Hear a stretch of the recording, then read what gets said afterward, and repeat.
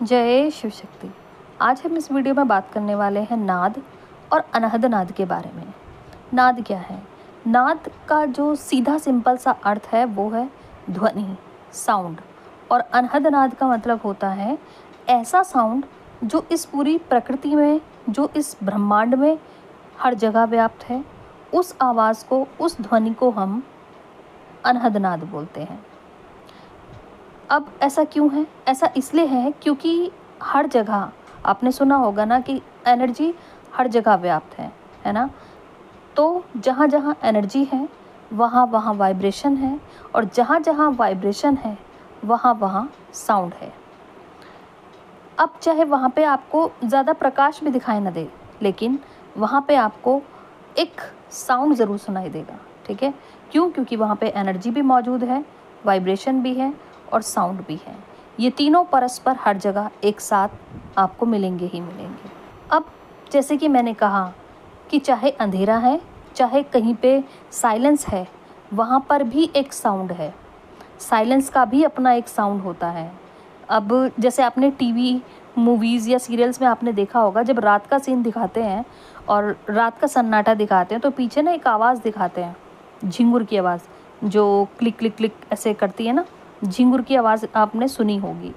यही जो आवाज़ है ये साइलेंस की आवाज़ है। हालांकि वो जो साउंड सुनाई देता है वो साउंड एंड इफ़ेक्ट का एक कॉम्बिनेशन होता है, इसलिए वो जो आवाज़ है इतनी लाउड सुनाई देगी आपको। और आपने अगर आप गाँव वगैरह में गए हों तो आपने खुद भी वहाँ पे महसूस किया होगा कि रात के टाइम अगर आप वहाँ पे कहीं घूम रहे हैं तो आपको वो झिंगुर की एकदम क्लियर आवाज़ सुनाई देगी, है ना, वो आवाज़ आपको सुनाई देगी। ऐसी ही आवाज़ सेम साइलेंस की भी होती है, लेकिन वो इतनी मतलब लाउड नहीं आएगी, बहुत धीमी, बहुत साइलेंट आवाज़ होती है, बहुत पीस रहता है उस आवाज़ में। अब उस आवाज़ को आप कैसे सुन सकते हो ये मैं अभी आगे वीडियो में बताऊंगी। मे बी आप में से कई लोगों ने शायद उस आवाज़ को अनुभव भी किया हो, आप परिचित हो उस साउंड से, तो बहुत अच्छी बात है। लेकिन जिन्होंने नहीं सुना तो उनके लिए मैं अभी बताऊँगी कि क्या है, मतलब कैसे इसको आप सुन सकते हो। ये जो साउंड है ये ब्रह्मांड में साइलेंस का जो साउंड है, जिसे हम अनहद नाद कहते हैं, ये कई प्रकार के होते हैं। ठीक है, एक आपने सुना होगा कि ओम की ध्वनि, ओम का साउंड भी पूरे ब्रह्मांड में व्याप्त है, इसलिए इसको हम अनहद नाद की उसमें रखते हैं, है ना। अनहद नाद है ये भी एक तरह का, ये भी मतलब पूरे ब्रह्मांड में बजता है। एक और साउंड मैं आपको बताऊंगी, आप एक प्रैक्टिस करो, एक एक्सरसाइज करो मेरे साथ में, कि आप अपने एक तो साइलेंस जगह पे बैठ जाओ पहले तो, ठीक, साइलेंटली बैठकर अपने दोनों कानों के छिद्रों को अपनी इंडेक्स फिंगर के साथ बंद करो। ठीक है, बंद करके और अपने अंदर उतरने की कोशिश करो, अपने अंदर के अंधकार को महसूस करो। देखना आपको आपके अंधकार, अपने पीस के साथ साथ एक ध्वनि सुनाई देगी, एक ना गर्जन सी सुनाई देगी आपके अंदर की। वो जो गर्जन है वो ही ब्रह्मांड का साउंड भी है। ठीक है, वही सेम साउंड ब्रह्मांड में भी मौजूद होता है। जो एस्ट्रोनॉट वगैरह जाते हैं और वहाँ पे अगर नोटिस किया है उन लोगों ने, वहाँ पे जो एक्सप्लोर किया गया है साउंड, वो भी सेम साउंड होता है जो हमारे अंदर बजता है 24 आवर। ठीक है, तो वो किसका साउंड है? वो हमारे अंदर चल रही वाइब्रेशंस का साउंड है। जैसे हमारे अंदर कितनी सारी गतियाँ चल रही हैं, है ना, कितनी सारी चीज़ें चल रही हैं। जैसे ब्लड वेसल्स जो होते हैं उसकी आवाज़ है। ठीक है, नाड़ियों में खून तो लगातार दौड़ ही रहा है और कितनी चीज़ें हो रही हैं, तो वो जो भी एनर्जी वाइब्रेशन जो भी क्रिएट हो रही है वहाँ पे, उसका साउंड है। सेम ब्रह्मांड में भी ये गति चल रही है ना, हर जगह कुछ ना कुछ हो ही रहा है, क्रियाएं चल ही रही हैं, तो ये ब्रह्मांड का साउंड है। इसलिए ये भी कहा जाता है कि एक ब्रह्मांड हमारे अंदर है, जो कुछ हमारे अंदर है वो हमारे बाहर भी है, ब्रह्मांड में भी है ना। तो एक एक्सरसाइज तो ये कर सकते हैं। दूसरी, आपको जो मैंने झिंगुर वाली आवाज़ बताई उसको कैसे आप सुनोगे? उसको आप ऐसे सुनोगे कि आप एक, वही पहली चीज़ तो कि आप शांति की जगह ढूंढिए, जहाँ पे शांत वातावरण हो, जहाँ पे शांति हो।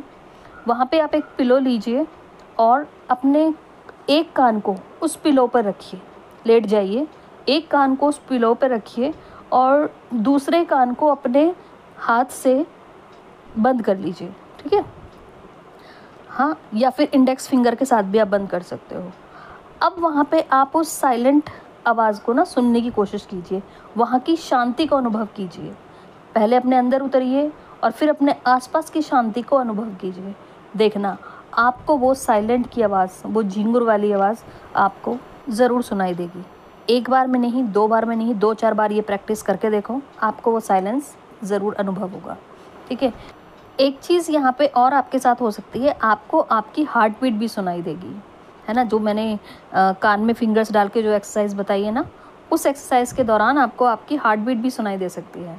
और अगर आप अपनी हार्ट बीट और लाउडली सुनना चाहते हैं तो अब आपको एक्सरसाइज तो सेम रिपीट करनी है, बट अब आपको रिवर्स पोस्चर में करनी है। मतलब सर नीचे और पैर ऊपर। आप दीवार का सहारा ले सकते हैं और सर नीचे पैर ऊपर करके 3 से 5 मिनट की एक्सरसाइज कर सकते हैं, सेम जैसे मैंने बताया वैसे ही प्रोसेस के थ्रू।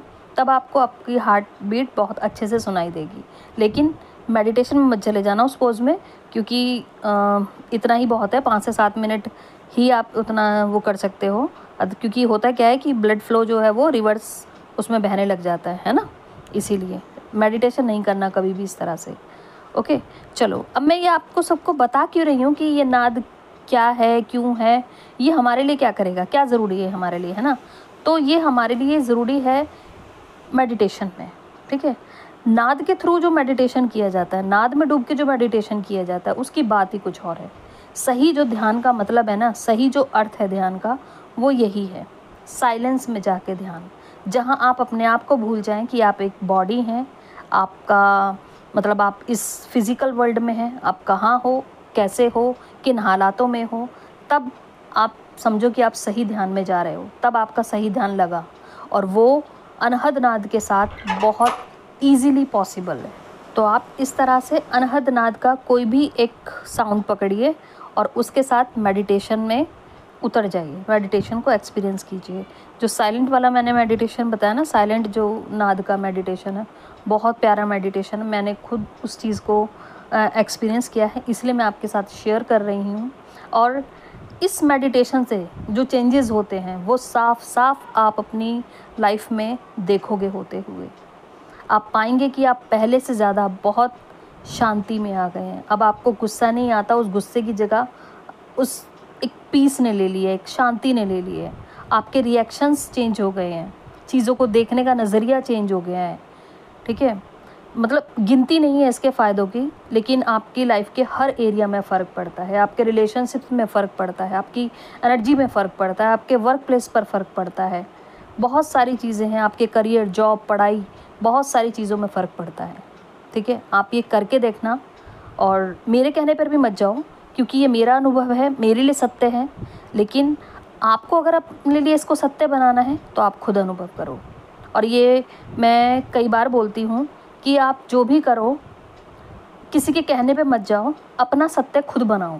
ठीक है। हाँ, अगर किसी ने कुछ कहा भी है तो बिल्कुल उस बात को लो, लेकिन अपने लिए उसको देखो, आप खुद एक्सपीरियंस करो और फिर अनुभव करो, वही आपके लिए सत्य होगा।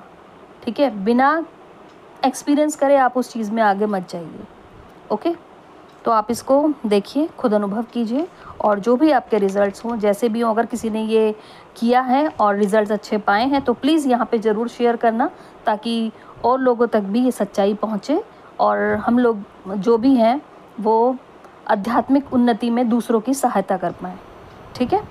अगर आप ट्विन फ्लेम हैं, स्पिरिचुअल जर्नी का पार्ट हैं, और आप किसी भी तरह की काउंसलिंग, हीलिंग, मेडिटेशन या मिरर एक्सरसाइज अगर आप सीखना चाहते हैं और उसके लिए मुझसे कंसर्न करना चाहते हैं, तो दिए हुए नंबर पर आप मुझे व्हाट्सअप कर सकते हैं, मैसेज कर सकते हैं। बाकी प्रोसेस वहाँ से आपको मैं गाइड कर दूँगी। ओके। एनर्जी एक्सचेंज की चिंता ना करें, बहुत ही कन्वीनियंट है, जो आपकी पॉकेट्स को, आपके वॉलेट को एकदम सूट करेगा। Okay. Be healthy, be positive, be spiritual. Thank you so much. God bless you all.